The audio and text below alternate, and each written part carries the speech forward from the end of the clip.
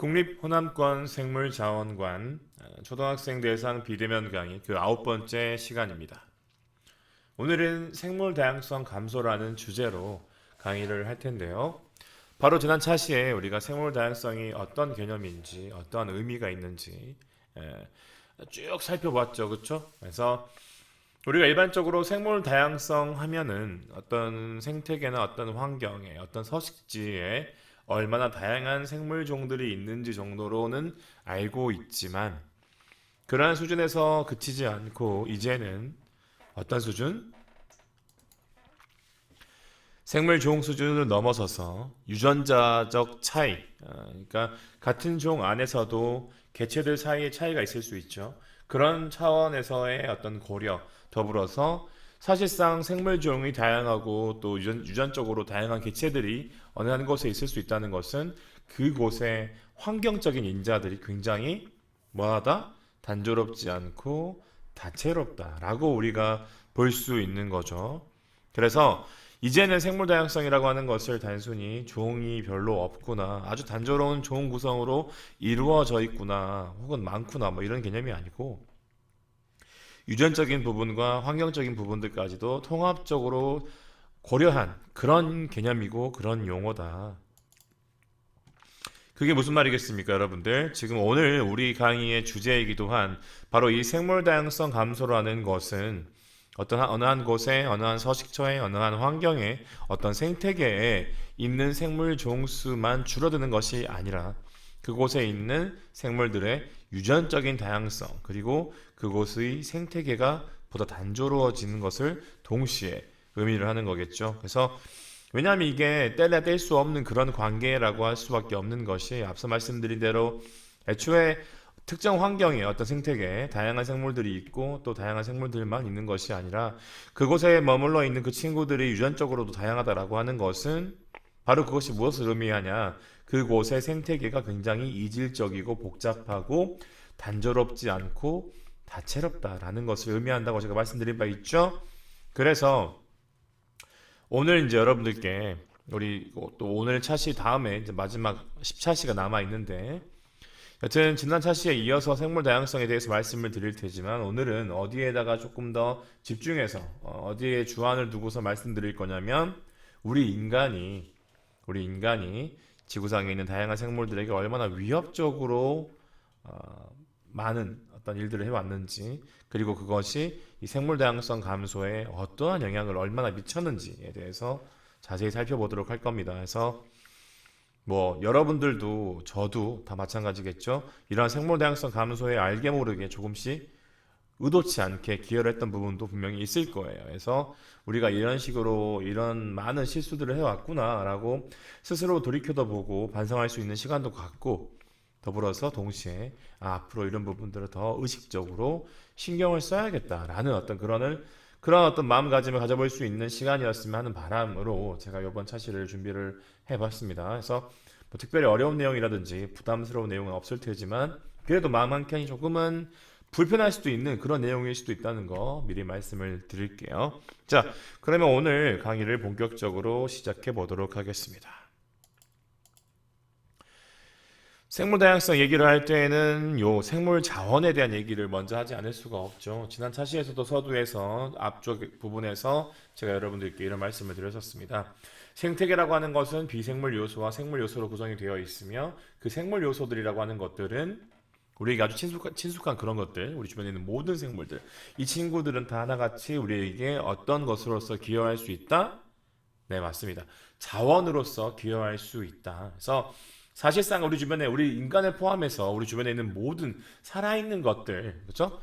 이 비생물 요소와 생물 요소의 차이점이 뭐라고 했었죠? 살아있는지 살아있지 않은지를 말씀드렸었지 않습니까? 그렇죠?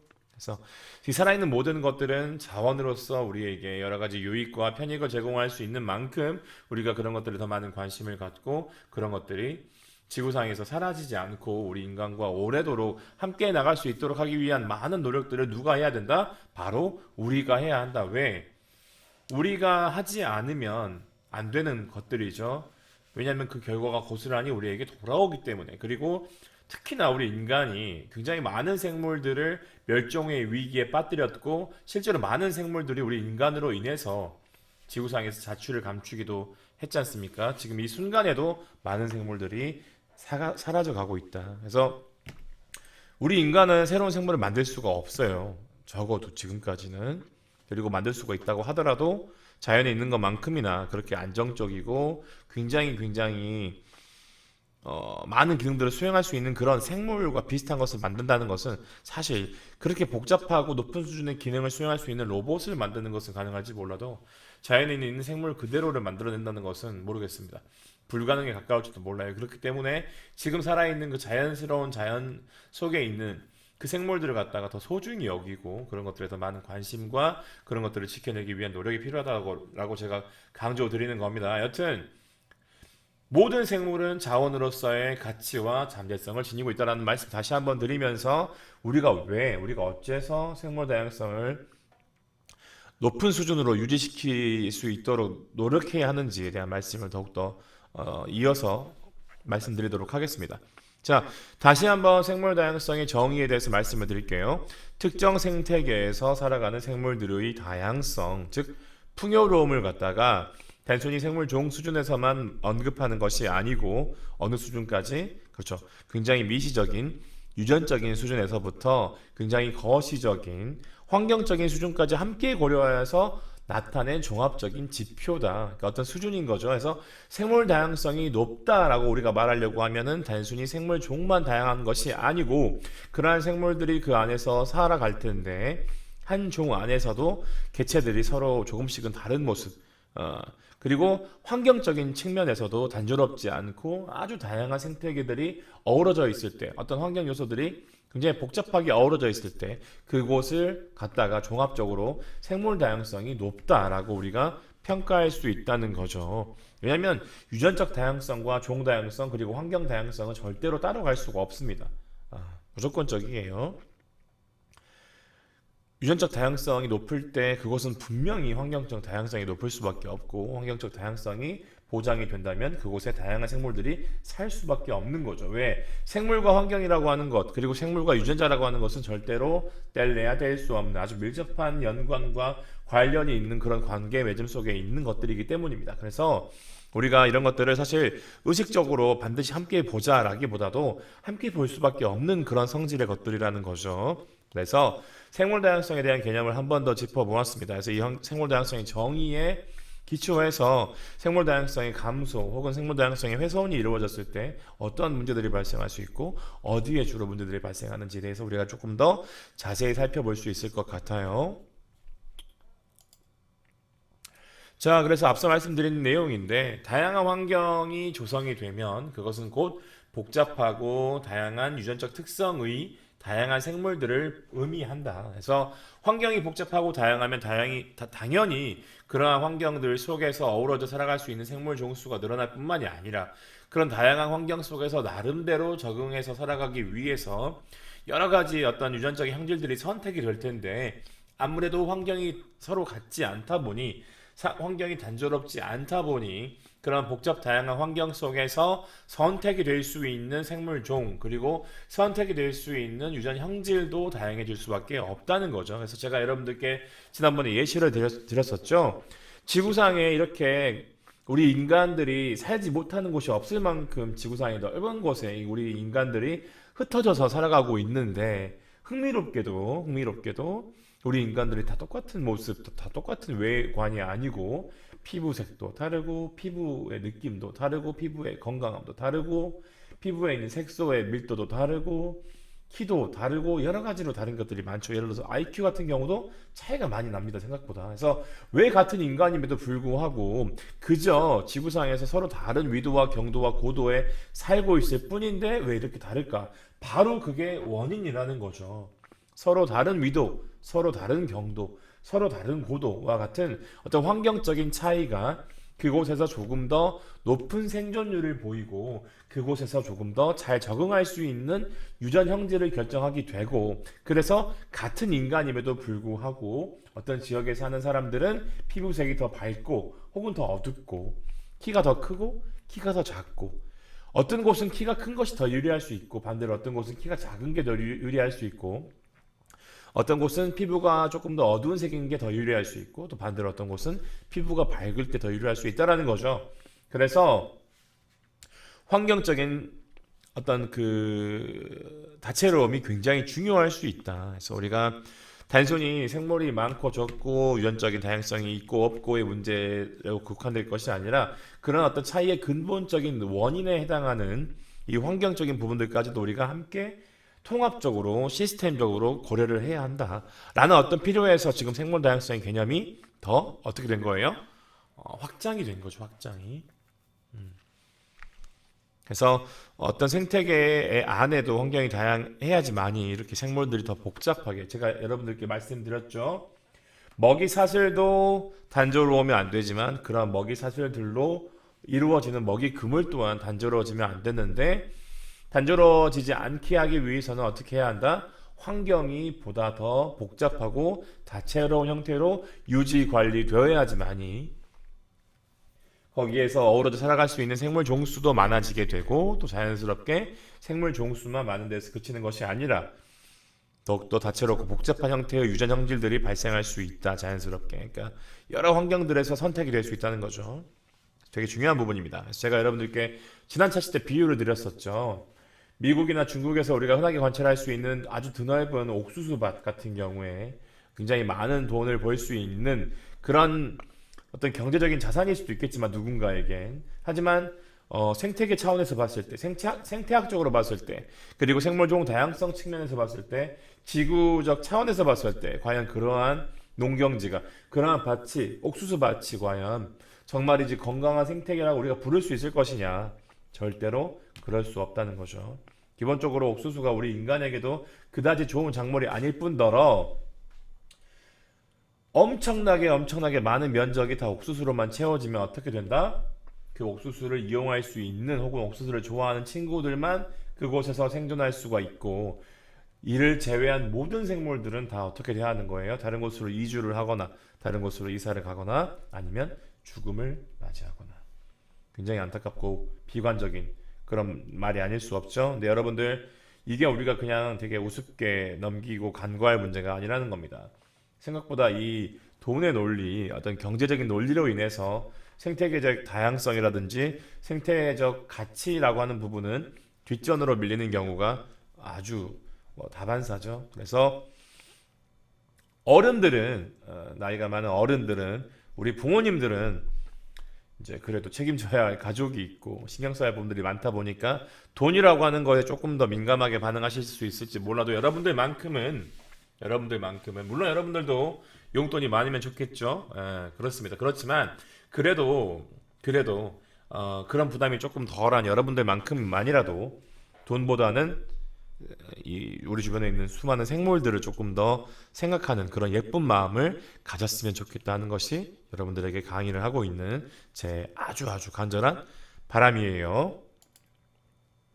자, 그래서 앞서서 제가 수차례 여러분들께 강조했습니다. 이제는 정말로 여러분들 귀에 이렇게 거의 박혀 있을 정도로 제가 여러분들께 아주 여러 번 반복해서 말씀드렸던 것 같아요.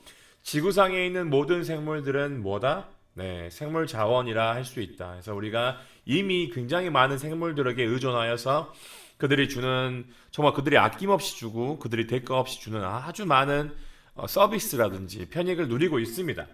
이미 생물들에게 많은 것을 얻고 있고 생물들을 통해서 우리가 굉장히 많은 것들을 누리고 있음에도 불구하고 그것과는 별개로 많은 생물들을 위험에 빠뜨리고 있고 많은 생물들의 지구상에서 완전히 사라지도록 방치하고 있다는 거죠. 그러니까 이게 굉장히 모순인데 생물에게 많은 것을 받고 있으면 그 생물이 소중한 것도 알아야 하고 소중한 생물들이 더 이상 피해받지 않도록 지구상에서 완전히 사라지지 않도록 하기 위한 노력도 함께 해야 함에도 불구하고 굉장히 아이러니하게 지구를 파괴하는 사람 따로 있고 지구를 지키려고 하는 사람이 따로 있다라고 하는 사실 그 현실이 굉장히 슬프고 안타깝지 않을 수 없다는 거죠. 그래서 여러분들 정말로 지금 중요한 강의를 듣고 계신 거예요. 단순히 여러분들 머릿속에 어떤 지식을 습득하고 뭔가를 더 많이 알아가기 위해서 제가 이렇게 지금 목이 아프도록 열심히 강의를 하고 있는 것이 아니고 여러분들이 어떤 용어를 외우고 어떤 지식을 습득하는 그것보다도 어찌 보면은 감수성에 해당하는 것, 지식보다도 감수성. 여러분들이 정확하게 어떤 단어, 어떤 용어를 기억하는 것보다도 중요한 것이 여러분들 주변에서 여러분들과 함께 있는 그 모든 생물들이 얼마나 가치 있는 것인지, 얼마나 소중한지를 뭐 하는 거예요? 암기하는 게 아니고 가슴으로 받아들이는 거예요. 이해를 하는 건데 어려운 내용을 머리로 이해하는 것이 아니라 그들의 소중함을 공감하는 거죠. 그래서 정말이지 내가 반드시 아껴 주어야 하고 지켜 주어야 하고 우리와 함께 가야 하는 것으로 여기는 그 마음을 갖는 것. 그것이 제가 지금 이 10개 차시를 통해서 여러분들께 궁극적으로 전달하고자 하는 핵심적인 메시지라는 겁니다. 그래서 여러분들 뭐 생산자, 소비자, 뭐 분해자, 먹이 피라미드 이런 용어들을 기억하는 것도 분명히 필요해요. 그렇게 많은 용어들은 없죠, 여러분들. 그렇죠? 제가 이미 방금 말씀드린 것들 뭐 소비자, 생산자, 분해자, 뭐 광합성, 먹이 피라미드, 먹이 사슬, 먹이 그물 뭐 이런 용어들 몇 개 안 되지 않습니까? 그렇죠? 근데 그 용어들을 몇 개 안 된 용어들을 외우는 것도 물론 필요할 테지만 중요할 수 있지만 그 모든 것들보다도 그 너머에 있는 것, 그것보다도 더 위에 상위에 있는 아주 중요한 부분은 뭐다? 그 모든 생물들을 갖다가 뭐예요? 우리에게 정말이지 소중한 것으로 여러분들이 느끼고 여기는 것, 그 마음을 갖는 것, 그러한 감수성. 생물이 죽었을 때 혹은 멸종이 됐을 때 슬퍼할 수 있는 것, 속상해할 수 있는 것, 안타까워할 수 있는 마음, 그게 정말이지 중요한 거다. 그래서 여러분들 아직 강의가 남았고 다 끝나지 않았지만 그럼에도 불구하고 미리 여러분들께 말씀드리는 것은 이 강의를 통해서 제가 궁극적으로 여러분들께 드리고자 하는 것은 바로 그러한 마음이다. 따뜻한 마음, 예쁜 마음, 아름다운 마음, 소중한 마음이다. 그래서 우리가 지식을 습득하는 것도 분명히 중요합니다. 상황에 따라서 지식이 굉장히 중요하게 우리에게 활용될 수도 있지만 지식만 갖고 우리가 살아갈 수 없다는 거죠. 많은 것을 우리가 외우고 있다고 해서 모든 것이 다 해결되지는 않을 수 있다는 겁니다. 어찌 보면 때로는 그보다 중요한 것이 바로 어떤 것들을 안타깝게 여기는 그런 마음, 따뜻한 마음, 소중한 마음, 예쁜 마음, 그런 것들을 여러분들이 더 많이 가져가셨으면 좋을 것 같아요. 이번 강의를 통해서. 자, 생물 다양성이 감소하고 있습니다. 굉장히 많은 도처에서 생물 다양성이 감소하고 있는 소리들이 지금도 들리는 것 같아요. 그래서 우리 지구상의 생물 다양성을 감소시키고 있는 굉장히 많은 원인들이 있을 수 있는데 뭐 여기엔 제시가 되어 있지 않지만 폭발적으로 증가하고 있는 인구야말로 사실 가장 심각하고 우리가 가장 우선시해야 할 가장 빨리 시급히 문제를 해결하고 대책을 마련하기 위한 당면 과제라고 할 수 있는 것이 바로 이 인구 증가인데 뭐 브라질이라든지 중국이라든지 인도와 같은 나라들에서 폭발적으로 증가하고 있는 인구, 과연 그 인구가 증가했을 때 어떤 후속적인 문제들이 발생할 것이냐에 대한 어떤 명확한 분석과 예측, 대책 마련도 필요한 것이죠. 왜냐하면 인구가 증가하면 필연적으로 그 많은 인구가 뭔가를 이용해야 하고 뭔가를 이용하려다 보니 뭔가를 파괴해야 하고 뭔가를 파괴하게 되면 당연히 그 피해가 고스란히 생태계와 그리고 생태계의 일원이라고 할 수 있는 우리에게 돌아올 수밖에 없다는 거죠. 그래서 지금 보면은 보세요. 인구가 많아지면은 물론 인구가 많다고 해서 무조건적으로 이렇게 많은 쓰레기가 강가에 버려지는 건 아니에요. 그러니까 인구가 많으면 필연적으로 많은 양의 쓰레기가 배출될 수는 있겠죠. 그렇지만 그 많은 쓰레기들이 다 이렇게 자연 생태계로 그냥 무분별하게 버려지는 것은 아닐 수 있습니다. 그게 바로 이제 의식이 필요한 거죠. 보다 높은 수준의 선진 의식이 필요한 이유가 바로 거기에 있는데 여튼 대표적으로 우리 생태계의 생물 다양성을 감소시키는 주된 원인으로 많은 학자들이 입을 모으고 있는 것이 크게 네 가지가 있는데 그것을 갖다가 지금 제가 정리를 해 놓은 거예요. 첫 번째로 우리 인간 활동에 따른 어떤 개발 활동에 따른 서식지의 파괴. 그러니까 생물들이 살 수 있는 환경이 사라져 버리는 거죠. 단순히 복잡했던 환경이 단조로워지는 것도 문제지만 굉장히 다채롭고 아주 화려했던 생태계가 정말이지 볼품없는 형태로 단조로워지는 것도 이미 문제인데 이에서 그치는 것이 아니고 어떻게 되는 거예요? 더 이상 그 누구도 살 수 없는 땅이 되어버린다고 하는 사실. 근데 그걸 누가 자행하는 겁니까? 그 문제를 누가 일으키는 거죠? 지구상의 그 어떤 생물도 의식적으로 다른 생물들이 살아가는 터전을 파괴시키는 경우는 없습니다. 없어요. 절대 없습니다. 오로지 누가? 바로 우리 인간이, 우리 사람이, 바로 우리가 그러한 말도 안 되는 아주 잔인하고 잔혹한 행동을 지금까지 역사 이래 계속 해오고 있는 것이고, 산업혁명 이후에 굉장히 폭발적으로 그 정도와 그 수준이 증가했죠. 이는 고스란히 생물 다양성의 감소로, 그리고 지구상에 있는 수많은 생물들이 멸종 위기에 빠지게끔 하였습니다. 자, 그리고 서식지 파괴뿐만이 아니고 또 다른 어떤 심각한 원인이 있는데 바로 남획이에요. 남획. 무슨 뜻인지는 아시죠? 굉장히 어려운 용어처럼 보일 수도 있지만 여러분도 아마 이미 알고 있을 겁니다. 워낙에 많이 뉴스나 언론 이런 매체들에서 여러분들이 이미 접해왔기 때문에.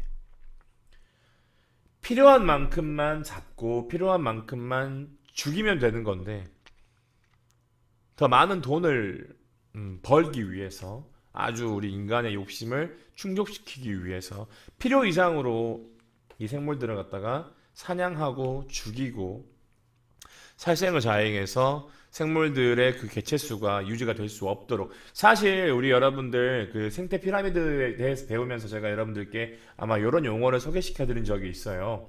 생태계 평형. 생태계라고 하는 것은 가끔씩 자연적이든 혹은 우리 인간의 활동에 따른 영향이든지 간에 어떤 이벤트가 발생을 해서 생태 피라미드의 안정성이 파괴된다고 하더라도 시간이 경과하면 그 생태 피라미드를 구성하는 친구들이 나름대로 자정작용을 해서, 그쵸? 그 고차 소비자의 숫자가 늘어나거나 줄어들고, 그리고 생산자의 숫자가 늘어나거나 줄어드는 그 과정을 통해서 이벤트로 인해서 발생했던 일시적인 그 평형 상태가 깨졌던 그 상태가 시간이 경과하면 다시 원상복구가 돼서 평형 상태로 돌아갈 수 있다는 거죠. 그것이 바로 안정적인 자연 생태계가 갖고 있는 능력이고 안정성이 그 자체인 거예요. 그런데 우리 인간이 남획을 일시적으로 한두 번 하는 것은 문제가 없을 수 있어요. 왜? 시간이 지나면 다시 그곳에 살아가는 그 친구들이 처음에는 적은 숫자였지만 다시 회복을 하는 거죠. 그래서 원래 상태로 돌아갈 수도 있는데, 문제는 우리 인간이 남획을 한 번만 하냐. 예를 들어서 뭐 10년, 20년, 30년에 한 번씩 아주 많은 물고기를 잡는 이벤트가 있다. 이 정도 수준이라고 하면 우리 생태계가 얼마든지 감당할 수 있고 얼마든지 다시 회복시켜서 원래의 상태로 돌아갈 수 있지만, 특히 지금 중국에서 주로, 우리나라 입장에서 봤을 때, 우리나라를 기준으로 했을 때 중국에서 정말 말도 안 되는, 정말 말도 안 되는 그런 이 행동들을 자행하고 있는데, 정말이지 치어까지, 그리고 이제 그 그물로 물고기를 잡을 때에도 그 쌍끌이 어선이라고 해가지고서 배 두 개가 지나가는데 그 단순히 물속에 있는 물고기들만 잡는 수준이 아니고 그 바닷가에 바닥, 아주 저층부까지 이렇게 다 싸그리 긁어가지고서 뭐 해산물이나 물속에 있는 생물들 종류를 가리지 않고 다 그냥 촘촘한 그물에 가져다가 그냥 가져가 버리는 거죠. 이렇게 다 쓸어가 버리면, 여지를 남겨놓지 않으면, 그때는 일시적으로 많은 돈을 벌 수 있을지 몰라도 내년, 내후년, 그리고 앞으로는 그 생물들을 더 이상 그 바다에서 만나지 못하게 될 수도 있다. 사실 이걸 그들이 모를까요? 모를 리가 없거든요. 지금이 무슨 원시 시대도 아니고, 그렇죠? 2020년이 지났습니다. 그런 말도 안 되는 정말 양심 없는 행동이 얼마나 심각하고 치명적인 결과를 가져올 것이라는 사실을 모를 리가 없음에도 불구하고 정말이지 돈에 눈이 멀어서 양심을 저버리는 그런 행동을 자행하고 있는 것이죠. 자, 남행 못지않게 지구상에 있는 많은 생물들에게 정말 치명적인 위협으로 작용하는 것이 바로 이 외래종일 수 있는데, 자, 외래종에 대해서 제가 말씀드릴 때 조금은 조심스러운 부분이 없지 않아 있습니다. 왜냐하면 이 외래종을 도입하는 것이 사실 무조건적으로 어떤 생태계에 마이너스로만 작용하느냐? 그렇지 않을 수 있거든요. 근데 그럼에도 불구하고 이렇게 생물 다양성을 감소시키는 주된 원인, 총 4가지 원인 중에 한 가지로 꼽히는 이유가 뭐냐면 일종의 복불복과 같은 것인데, 외래종이 의도치 않게 어떤 새로운 생태계로 도입이 돼요. 그러면 100번 중에 99번, 99%는 그 새로운 환경에 제대로 적응하지 못하고 그냥 조금 살다가 죽습니다. 사라집니다. 근데 문제는 뭐냐면 1%예요, 1%. 정말 낮은 확률이지만 1%의 확률로 어떠한 생물이 완전히 새로운 환경, 자신들이 살던 환경과는 전혀 딴판인 환경으로 갔음에도 불구하고 오히려 원래 그 생물들이 살던 환경에서보다 훨씬 더 높은 수준의 경쟁력을 갖고서 더 잘 죽지 않죠. 왜냐하면 예를 들어서 뭐 천적이 없는 경우가 있습니다. 특히나 굉장히 대형 동물들이 많이 살고 있는 유럽이나 미국에 비해서 대한민국 같은 경우에는 어때요? 그 일제 강점기를 비롯해 가지고서 여러 그 슬픈 역사를 거치면서 우리나라에 있던 대형 포식자들, 뭐 호랑이라든지 뭐 늑대라든지 여우라든지 그런 포식자들이 다 어떻게 됐죠? 지금 멸종됐죠. 네, 없습니다. 곰 같은 경우도 굉장히 개체수가 거의 죽어 사라져서 이제는 국립공원 차원에서만 관리하고 있는 수준이고요. 그렇다 보니까 우리나라에는 뭐가 없죠? 우리 인간을 제외하면은 사실상 굉장히 높은 수준의 최상위 포식자들이 거의 없는 그런 생태계가 되는 거예요. 사실 자연적이지 않을 수 있죠, 상대적으로. 그렇다 보니 조금 덩치가 있거나 조금 이렇게 나름대로 어떤 무장을 하고 있는 그런 생물들이 만약에 도입이 되면 그 생물들을 자연적으로 통제해 줄 수 있는 그런 수단이 사라지는 겁니다. 없는 겁니다. 애초에. 그러니까 자기네 나라에서는 자기가 원래 살던 지역에서는 막 그렇게 활개치고 다니지 못했던 생물들이 우리나라에만 오면 유독 문제를 일으킬 수 있는 다름 아닌 이유가 뭐다? 천적이 없다는 거죠, 천적이. 그러니까 원래 있던 곳에서는 그 친구들을 먹이로 하는 그보다 더 상위 포식자가 있었는데 대한민국에 왔더니 없네. 그러니까 아주 살판 나는 거죠. 예를 들어서 여러분들이 알고 계셨던 뭐 황소개구리, 베스, 뉴트리아 뭐 이런 친구들만 보더라도 사실은 압도적인 포식자가 굉장히 많이 있다고 하면 이 생물들이 우리나라에 와서 그렇게 짧은 시간 동안 폭발적으로 증가할 수 없었을 텐데 물론 황소개구리 같은 경우에는 지금 굉장히 많이 줄어가지고서 더 이상 위해종으로 우리가 볼 것이 아니다라는 어떤 의견이 나올 만큼이나 개체수가 많이 줄었어요. 뉴트리아 같은 경우도 굉장히 많이 늘었다가 지금은 물론 지금도 여전히 많긴 하지만 그 증가하는 속도가 굉장히 많이 감소한 편입니다. 다만 이제 이 두 종에 비해서 베스 같은 경우에는 굉장히 많은 사람들이 베스를 퇴치하기 위해서 많은 노력을 기하고 있음에도 불구하고 여전히 우리나라 거의 대부분의 호수나 저수지와 같이 물이 가두어져 있는 곳에는 거의 베스밖에 없죠. 원래 우리나라 토종 물고기들이 자취를 많이 감추고 있습니다. 그래서 굉장히 심각한 문제를 일으키고 있는데 이 베스라고 하는 것도 어때요? 원래 그들이 살던 지역에서는 우리나라에서만큼 그렇게 어깨를 펴고 다니지 못했던 생물들인데 우리나라에 와서 문제를 일으키고 있습니다. 하지만 다시 한번 말씀드리지만 문제를 일으키는 생물들은 항상 뉴스에 언급이 돼요. 언론에서 이런저런 외래종들이 문제를 일으키고 있습니다라는 어떤 보도들이 항상 있기 때문에 우리 인식 속의 외래종은 기본적으로 어때요? 마이너스야. 나쁜 생물들이죠. 그 주로 이렇게 어항이나 수족관에서 키우는 그 관자놀이 쪽에 빨간색 점이 있는 그 거북이 알고 계시죠, 여러분들? 아마 여러분들이 직접 키워 보셨을 수도 있고 아니면은 이런저런 곳에 가서 아마 한 번쯤은 보셨을 거예요. 근데 그 거북이도 원래 우리나라에서 살던 생물이 아니죠. 그냥 관상용으로 들여왔는데 사람들이 그 거북이를 집에서 키우다가 그 거북이가 너무 빨리 자라가지고 왜냐면 뭐 먹성이 어마어마하거든요. 엄청 잘 먹습니다. 그렇다 보니까 순식간에 처음에 그 귀여웠던 모습은 오간데 없이 엄청나게 큰 규모로 이 친구가 자라버려요. 그러면 이제 감당이 안 되는 거죠. 집에서 키우던 어항을 치우고 더 큰 어항을 구입하기에는 사실 그것도 굉장히 부담스럽거든요. 그리고 무엇보다도 이 거북이가 사이즈가 커지면 먹는 먹이 양도 많아집니다. 그러니까 처음에는 되게 귀엽게 사료 이렇게 조금 부어주면은 그 수면 위에 둥둥 떠가지고서 그 먹는 모습마저 너무 사랑스러웠는데 나중에 무서운 거야. 그 실제로 여러분들 그 거북이가 너무 귀엽다 보니까 물고기랑 같이 키우시는 분들이 있습니다. 처음에는 문제가 없어요. 근데 나중에 조금 사이즈가 커지면은 굉장히 흥미로운 이벤트가 발생할 수 있습니다. 뭐냐면 나갔다 왔는데 집에 그 어항 속에 거북이만 있는 거야. 물고기들은 없고. 다 어디 갔지? 거북이들 뱃속에 들어가 있는 거죠. 거북이들이 커지면은 진짜로 무서울 만큼이나 먹이 활동을 활발하게 해요. 그래서 사람들이 더 이상 이 친구들을 집에서 키울 수 없다. 이 친구들을 방류해야겠다 해가지고서 어떻게 하죠? 그 어마어마하게 커진 거북이를 그냥 버려요. 어디에 버리죠? 집 근처에 있는 뭐 아파트 근처에 있는 하천이나 물이 고여 있는 연못 같은 데다가 방류를 합니다. 그러면 그곳은 얼마 지나지 않아서 쑥대밭이 되죠. 어마무시한 포식자가 들어온 겁니다. 원래 우리나라 자연 생태계에는 있지도 않은 그 사이즈의 거북이들이 활개치는 거죠. 굉장히 알도 많이 낳아요. 그래가지고 삽시간에 퍼집니다. 근데 이 어마무시한 거북이를 먹이로 하는 생물들이 우리나라에는 거의 없어요. 거의 없습니다.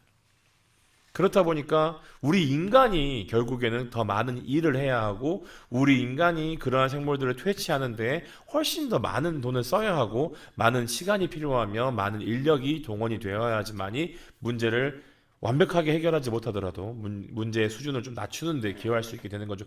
그래서 그렇다 보니 이 외래종이라고 하는 것이 우리에게 항상 마이너스로 다가올 수밖에 없고 외래종은 다 100이면 100 나쁜 친구들이구나. 외래종을 우리가 기피해야겠다. 외래종을 갖다가 우리가 우리나라로 들어올 수 없도록 더욱더 경계해야겠다라는 생각을 할 수밖에 없습니다. 하지만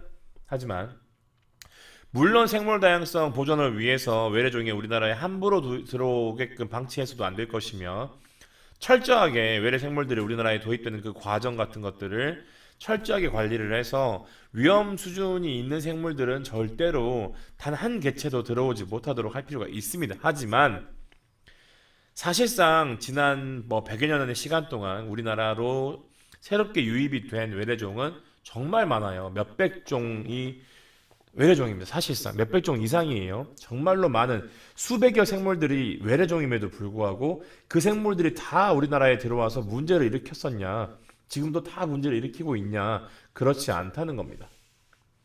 그래서 여러분들 외래종의 도입이 정말로 심각하게 생물 다양성을 훼손시킬 수도 있지만 모든 외래종들이 우리나라에 와서 문제를 일으키는 것은 절대로 아니다. 오히려 우리나라의 생물 다양성이 증가하는 데 기여를 한 생물이 훨씬 더 많습니다. 그러면 선생님, 굳이 이 외래종을 우리가 그렇게까지 막 경계할 필요는 없는 거 아닌가요? 하지만 그럼에도 불구하고 생물 다양성을 유지시키고 더 제고시키기 위해서 우리가 외래종 도입을 굉장히 조심스러워해야 하는 다름 아닌 이유는 특히나 우리 대한민국은 뭐가 없기 때문에 천적이 없기 때문에 그래서 잘못 걸리면 진짜로 문제를 일으킬 수 있는 소지가 다분한 생물이 들어와 버리면 그거를 우리가 미연에 방지하지 못하면 엄청난 재앙을 초래할 수 있다는 거죠. 그리고 그러한 것을 수습하기 위해서 굳이 불필요하게 애초에 조금 더 미연에 방지를 하고 신경을 썼으면 될 것을 방치시켰다가 엄청나게 많은 예산을 낭비할 수 있고 굉장히 많은 인력이 낭비될 수 있는 거죠. 자, 그리고 마지막으로 이 생물 다양성 감소에 정말로 엄청나게 큰 영향을 미치고 있는 것이 바로 뭐예요? 여러분들이 굉장히 많이 접해 보셨고 이미 잘 알고 있는 그런 용어죠. 네, 환경 오염입니다. 사실 이 환경 오염이라고 하는 것도 그 종류가 굉장히 다양해요. 요즘에 어떻습니까? 이 중국발 미세먼지가 들어와서 대기 오염이 심각해지죠. 그리고 우리나라 안에서 또 발생되는 화력 발전이든 아니면 자동차 매연이든 여러 가지 미세먼지들이 발생을 해서 항상 정말 거의 특히나 서울 경기 지방 같은 경우에는 1년 중에 절반가량이 미세먼지가 보통 수준을 넘어서서 우리가 반드시 KF80 이상의 마스크를 써야만 하는 어떤 그런 상황들이 발생하기도 하고 대기 오염만 문제입니까? 수질 오염 같은 경우도 다반사죠. 공장 같은 곳에서 무단으로 방류하는 오폐수 그리고 생활하수 같은 경우도 도시에서는 철저하게 그런 것들을 관리하려고 하고 있지만 2021년인 지금 이 순간에도 불구하고 시골 같은 곳 그 교외 철저한 관리가 이루어지고 있지 못한 사각지대 같은 경우를 가보게 되시면 진짜로 사람들이 이렇게 목욕하고 이렇게 설거지한 그런 생활하수를 그 어떤 정화 장치도 거치지 않고 그냥 바로 하천이나 강이나 바다로 방류를 하고 있는 곳들이 허다해요. 엄청 많습니다. 그런데 그런 것들에 대해서 어느 누구도 문제 제기를 하고 있질 않죠. 그냥 방치시키죠. 왜? 큰 문제가 없는 거야. 왜냐하면 그 시골이나 이런 지방 같은 곳은 인구가 그렇게 많지가 않기 때문에 그들에 의해서 발생하는 오폐수의 양도 생각보다 그렇게 많지는 않아서 그에 반해서 자연 생태계가 감당할 수 있는 자정작용의 능력은 워낙에 탁월하기 때문에 그 모든 것들을 커버해 왔던 거죠. 그래서 심각한 문제가 아직까지 발생하지 않았기 때문에 그냥 뭐 하는 거예요? 쉬쉬하는 거예요. 그냥 방치시키는 겁니다. 하지만 그것이 자연의 위대함으로 커버가 되고 있는 거지. 그렇게 생활하수나 공장 폐수를 전혀 처리하지 않고 방류하는 것이 과연 바람직할까요? 그리고 여러분들 보세요. 그렇게 더러운 물이나 그렇게 더러운 물질들을 정화시키지 않고 하천이나 강이나 바다에다가 방류를 시켜요. 그러면 그게 어디로 가겠습니까? 그곳에 살고 있는 수많은 생물들의 소화기관으로 들어가겠죠. 그럼 그 생물들을 누가 먹어요? 우리 안 먹나요? 우리가 먹죠. 그래서 여러분들 미세 플라스틱 얘기 들어보셨죠? 우리가 아무 생각 없이 쓰고 버리는 그 수많은 플라스틱 쓰레기들이 물속에서 이런저런 뭐 풍화 침식을 거쳐가지고 또 쪼개지고 나눠지는 과정 속에서 정말이지 작은 입자로 나누어지는데 그것들이 고스란히 물속 생태계에서 살아가는 수많은 생물들의 소화기관으로 들어가서 거기에 쌓여 있는데 우리가 또 그것을 식재료로서 활용을 하니까 음식으로 섭취를 하죠. 그래서 우리가 버린 플라스틱 쓰레기가 엄청나게 작은 물질로 다시 우리 몸 안으로 들어와서 일종의 환경 호르몬으로 우리 몸의 호르몬 시스템을 교란시키는 그 원인으로서 작용을 해서 우리의 건강을 조금씩 조금씩 갉아먹고 있는 겁니다. 그래서 자연이 위대한 건 맞지만 우리 인간이 그렇게 위대한 것은 아닐 수도 있거든요. 자연의 능력이 탁월한 것은 맞지만 우리의 판단과 실수는 우리 판단의 실수는 언제든지 발생할 수 있다는 겁니다. 그래서 그렇게 특별히 티가 나지 않는다고 해서 그러한 오염물질들을 아무렇지도 않게 아무 생각 없이 무분별하게 방류를 하고 방치를 하는 것은 고스란히 나중에 우리 인간이 돌려받을 수밖에 없는 그런 아주 안타까운 실수 아닌 실수다. 그래서 이 환경오염이라고 하는 것이 정말로 심각한 문제고 앞으로도 더 우리가 신경 써야 될 부분이며 특히나 이렇게 생물다양성 감소의 아주 주된 원인으로 작용하고 있다는 사실 여러분들이 반드시 기억하셔야 될 부분입니다. 자, 서식지 파괴 뭐 이걸 굳이 제가 뭐 하나하나 설명할 필요가 있겠습니까? 원래 자연에 있는 생물들이 살아가야 마땅한 곳에 우리가 도로를 만들고 숲을 파괴해서 거기에다가 그 뭐 옥수수 밭이라든지 아니면 바나나 농장을 만들고 원래는 숲으로 우거져 있던 곳을 다 밀어가지고 우리 거주지를 만들고 뭐 로드킬 같은 거 아마 여러분들 아마 한 번쯤은 보셨을 거예요. 저는 운전을 하면서 굉장히 다양한 종류의 생물들이 차에 치여서 죽어 있는 것을 보았는데 정말 많은 고민을 하게 됩니다. 과연 진짜 이렇게 우리가 살아가는 것이 맞느냐, 바람직하냐. 이 동물들은 무슨 죄가 있습니까?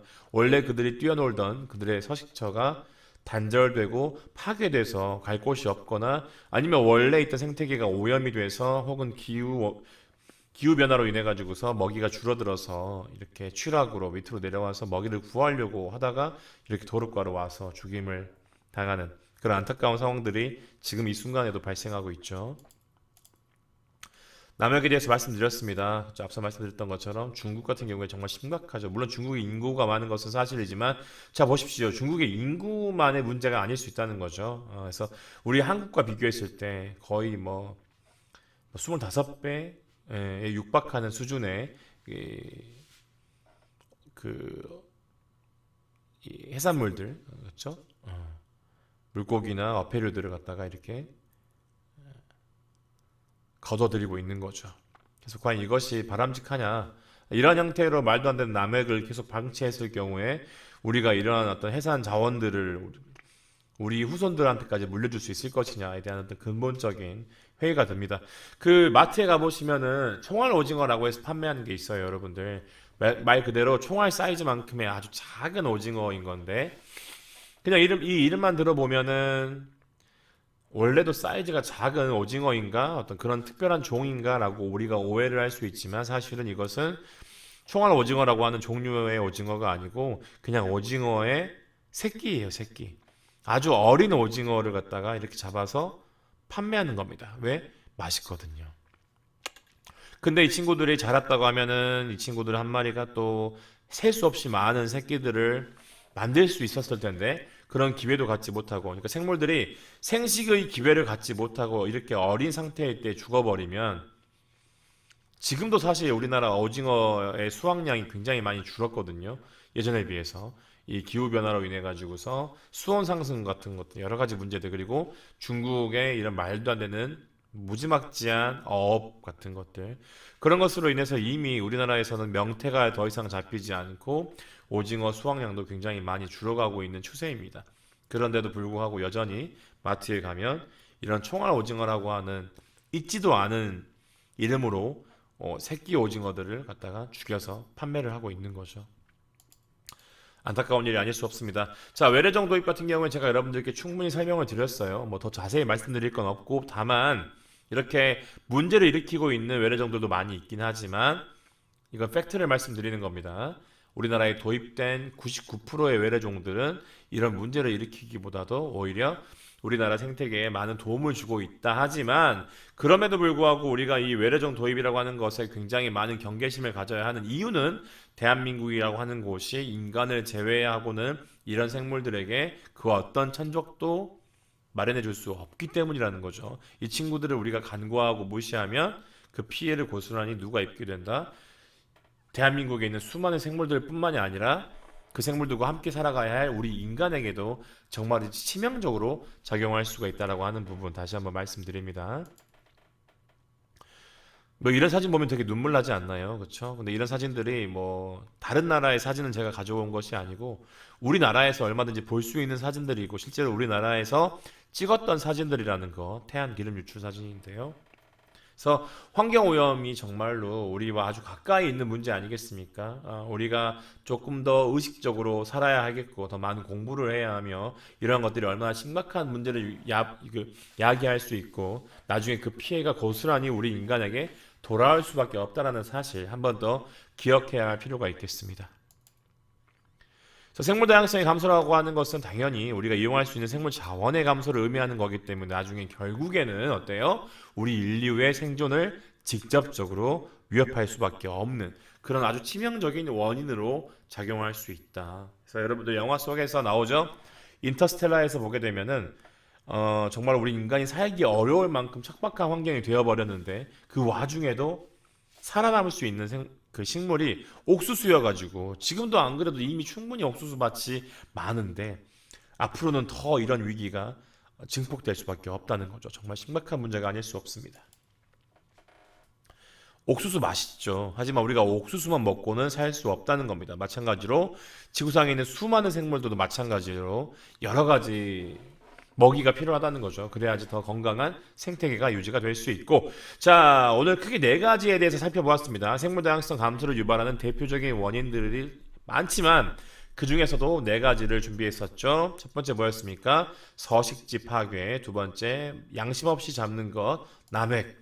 세 번째, 물론 생각보다 많은 숫자의 그 친구들이 우리 생태계에 플러스 요인으로 작용하기도 하지만 그래도 우리가 경계를 늦추면 안 되는 바로 그것, 네, 외래종 도입. 마지막으로 우리가 정말로 무뎌져 가지고서 자연은 위대하니까 우리가 웬만큼 파괴시키고 오염시켜도 문제가 없을 거야라고 아주 안일한 생각을 하게 만드는 그런 부분이기도 하지만, 그래도 우리가 더 앞으로 신경 써야 할 부분, 재활용도 열심히 해야 되고 분리수거도 열심히 해야 되고 일회용품도 덜 사용해야 하고 생활하수라든지 공정폐수를 무단으로 방류하면 안 되는 그 바로 그 내용, 네, 환경 오염이죠. 그래서 이 네 가지가 이 생물 다양성 감소를 유발하는 대표적인 원인이었다. 그래서 이거 한 번 더 기억해 주시고, 여러분들 생물 자원이 줄어드는 다름 아닌 이유는 바로 우리 인간이다라고 하는 부분 꼭 가슴에 새겨 주시기를 부탁드리겠습니다. 수고하셨습니다.